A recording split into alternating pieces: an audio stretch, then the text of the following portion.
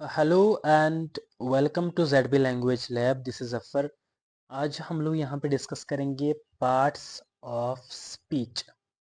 तो parts of speech का जो बेसिक ओवरव्यू है ना, फर्स्ट ऑफ ऑल हम लोग वो डिस्कस करेंगे। ठीक है, उसके बाद हम लोग डिस्कस करेंगे कौन कौन से पार्ट्स ऑफ स्पीच जो हमारे जीके एसएसपी या किसी भी कम्पिटिटिव एग्जाम्स के लिए ज़रूरी हो सकते हैं। ठीक है, उसके बाद हम देखेंगे कि एक्चुअल में नोन या प्रनोन की जो डेफिनेशन होती है, is it simple known is the name of person place और थिंग लाइक दैट, या कुछ एडिशनल भी होता है इसमें। क्लियर? तो बढ़ते हैं हम लोग फर्स्ट ऑफ ऑल अपनी स्लाइड की ओर। तो पहला हमारे पास जो पेज है वो यही है, बेसिक्स कि पार्ट्स ऑफ स्पीच एक्चुअल में होते क्या हैं। पार्ट्स ऑफ स्पीच उन बेसिक कैटेगरीज ऑफ वर्ड्स को कहा जाता है जिनके अकॉर्डिंगली सेंटेंस में, फॉर एग्जांपल हम ना सेंटेंस के अकॉर्डिंग उन वर्ड्स को अलग अलग कैटेगराइज करते हैं, अलग अलग डिस्क्राइब करते हैं। एग्जाम्पल के तौर पर एक सेंटेंस है, I have a pen. Clear? No, what is the meaning of pen here? What is the parts of speech used for the pen? That is an object. Okay, no, sorry, that's a noun. Clear? And what is the object, what is the word have is used according to the parts of speech? That is a verb. और ये आई क्या है? आई को आप simple में known, नहीं तो आप सिंपल में प्रनोन कह सकते हो। सॉरी, सब्जेक्ट एंड प्रनोन यू में से इट। क्लियर? तो ये क्या है नोन, क्या है प्रनोन, क्या है वर्ब, क्या है एडजेक्टिव, और इन सब के बाद क्या है adverb, preposition, conjunction, interjection and all, ये सारे हम लोग यहाँ पे डिस्कस करते हैं। क्लियर? पहले ना एक यहाँ पे शॉर्ट शॉर्ट ओवरव्यू ले लेते हैं। देखो यार, नाउन का मतलब होता है नाम। ठीक है, किसी भी चीज का नाम, मतलब कुछ भी। For example you have a pen, pen is also a noun. You have a mobile phone, mobile phone is also a noun. यानी हर वो चीज जिसे आप देख सको या ना देख सको, बस वो नोन है। Do you think the mobile phone which you are using, is it a part of speech? Yes it is, but which one? It's a noun. Okay, but ऐसा कोई भी noun, for example you have now, you have an any occasion, for example you have birthday, you have marriage anniversary, you have any type of word that is unknown. Clear? On the very first. Now second is, for example, if we give the example of known, we have Taj Mahal is there. Okay, we have the name of many important leaders. For example, Ravi Kishan is there. For example, we have Narendra Modi, the honorable PM is there. Okay, so we have all those words which are used as a noun, जिन्हें हम अगर simple में कहें ना, जो एक संज्ञा, एक नाम, एक इसम की फॉर्म में यूज करे जाएं, that is called a noun. Now we have another part of speech, that is a pronoun. What actually pronoun is? Pronoun क्या है? तो pronoun है, for example you are using Taj Mahal for many times. Okay, for example किसी ने पूछा where you have been, आप बोलेंगे sir मैं ना ताज महल गया, ताज महल में ये देखा, and I have seen this in Taj Mahal, this in Taj महल। सो बार बार अगर ताज महल को ना यूज करा जाए, कोई ऐसा वर्ड जो ताज महल को रिप्लेस कर सके, ताज महल के जगह यूज हो सके, उसे हम प्रोनाउन कहेंगे। फॉर एग्जाम्पल इट हो गया। फॉर एग्जाम्पल इट के बाद आपका अगर रवि नहीं बल्कि आप रवि की जगह ही लगाएंगे। ठीक है, मोदी साहब की जगह ही लगाएंगे। वहीं पे अगर प्रेसिडेंट मैम हो, मैडम हुई, तो आप वहां पे उनके लिए शी लिखेंगे वगैरह वगैरह। ठीक है, तो यही तो होते हैं पार्ट्स ऑफ स्पीच। अब उसके बाद आपका आ गया sir verb. What actually verb is? Verb होता है आपका कोई फंक्शन, सॉरी कोई एक्शन, कोई काम हो गया आपका। ठीक है, फॉर एग्जाम्पल आपने कहा सर मैं ना खाना, खाना इज अ नोन, बस खा रहा हूं। द प्रोसेस, जिस तरीके से जो आपका the function is called a verb. ठीक है, हम इसे कहेंगे कोई कार्य, या उर्दू में कहें तो कोई काम। क्लियर जी? अब एडजेक्टिव क्या है? सिंपल सिंपल बात है यार। जब मैंने कहा ताजमहल, जब मैंने कहा शी, जब मैंने कहा ही, मैंने कहा रवि। ठीक है, जब मैंने किसी भी इंसान का या किसी भी चीज का या किसी भी नोन का या किसी प्रोनाउन के बारे में इनका मैंने नाम लिया, फर्स्ट ऑफ ऑल मैंने कहा ही, मैंने कहा she, I have said Raju is there, okay, Ravi, and all these names are there. अगर किसी नाम को मैंने पहले लिया, फिर मैंने कहा वो ना बहुत अच्छा है या बहुत बुरा है, ठीक है। अगर हम कहेंगे Narendra Modi is a good PM और is a vast PM, is an honourable PM, या is an honourable, was an honourable CM, so बार बार मैं उसके नाम के पीछे जो the word I am using honourable here, honourable क्या है, ऑनरेबल है कि नरेंद्र मोदी जी को कोई वर्ड डिस्क्राइब करके बढ़ा चढ़ा के पेश कर रहा है। तो ऐसा कोई वर्ड जो उनको बढ़ा चढ़ा के, फॉर एग्जाम्पल हमने बोला Taj Mahal is a very good thing, हमने वहीं पे बोल दिया it's a very good place to visit.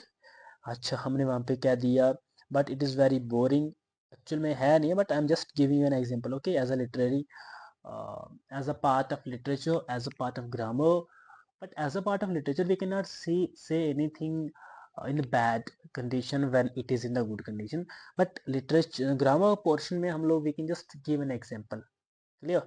अच्छा, जब मैंने किसी नाम को बढ़ा चढ़ा के या मैंने किसी काम को बढ़ा चढ़ा के पेश करा, तो ये बन गया आपका क्या, आपका एक एडजेक्टिव बन गया।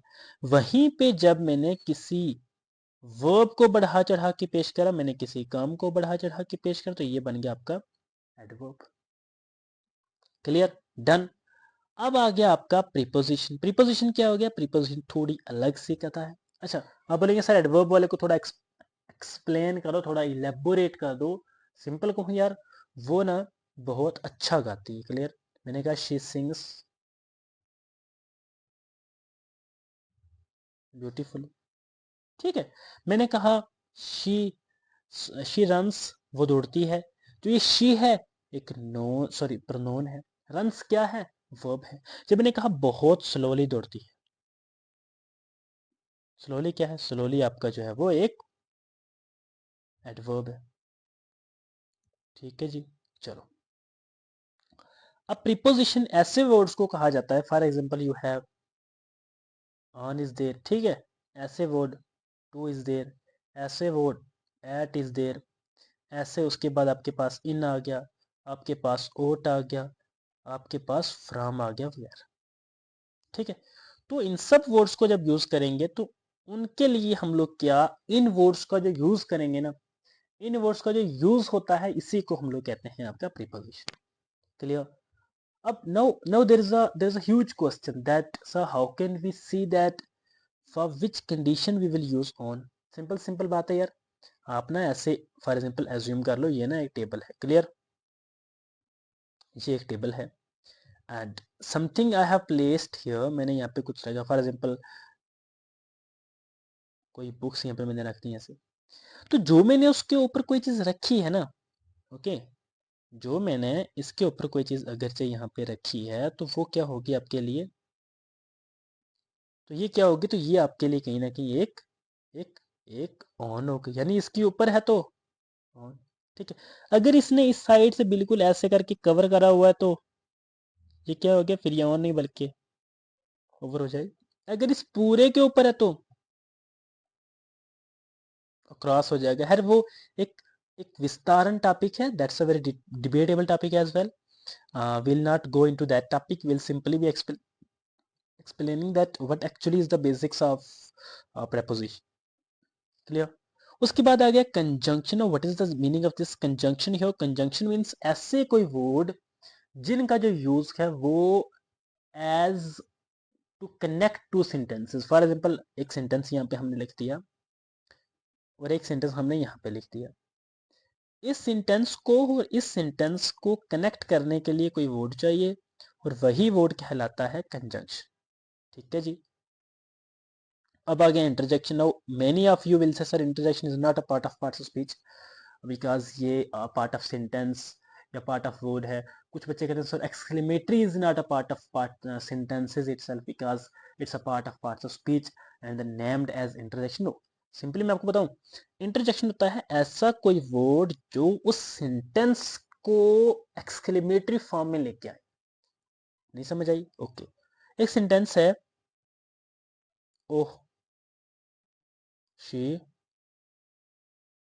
शी फेल्ड, ओह शी ना हार चुकी है, शी नाकाम हो चुकी है। Clear, she failed. अब ये वर्ड जो ओ है ना, what is actually this, so this is the interjection itself, clear.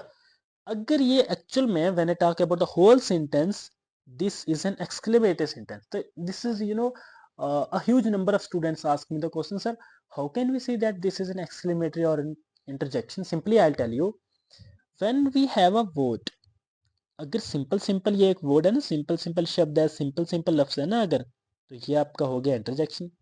पूरे सेंटेंस की बात करोगे, then this will become your exclamatory sentence. ठीक है जी, चलो। So I think you should take the screenshot of this lecture, of this that's called slide, and it's been 10 minutes. I think I should stop the lecture here, because too much, if I'll record a long lecture that will actually bore you. कोशिश है कि यार बायलिंगुअली हम लोग पढ़ें, है ना, ऐसा ना हो कि if I am teaching in English and you are not understanding anything, if I am teaching in Urdu Hindi you are still not understanding anything. Important is you should understand the basics of both the languages. Both the languages. Why I'm not saying the three of the languages? Because Hindi and Urdu is not different from one another, but English is. Clear? So अगर आप English में पढ़ रहे हैं तो कोशिश करें कि आप, देखो यार, इंग्लिश सीखने का ना यही तरीका है, you must have the capability to listen the English clearly. Clear? So I think I should stop the lecture here, and in the next coming lecture I'll discuss known and all those things which are related to known. Clear? known क्या है, और हर वो चीज़ जो exam perspective के लिहाज से non के मामले में ज़रूरी है। So thank you so much for joining us. अगर आपको लेक्चर पसंद आ रहे हैं, हमारे यूट्यूब पे कंप्लीट सीरीज अवेलेबल है, whether it's your root words, and one of them is an important current topic, that's waqf, I think is there, and how to speak English, and few lecture on English are also available at the, I think you may watch, so that अगर वो lecture अच्छे आप लोगों को समझ आते हैं, चीज़ें समझ में आ रही हैं, आप लोग वहाँ पे पॉइंट आउट करें, फिर हम उसको कंटिन्यू करते हैं। तब तक हम लोग ग्रामर को कंटिन्यू करेंगे, ताकि जेके एसएसबी का कोई भी एग्जाम हो आपकी ग्रामर ना छूटे। Clear? Thank you so much for joining us. दोबारा से कहूँगा, कोशिश करें लेक्चर को सब्सक्राइब, चैनल को सब्सक्राइब करें, लेक्चर को लाइक और दोस्तों में शेयर करना ना भूलें।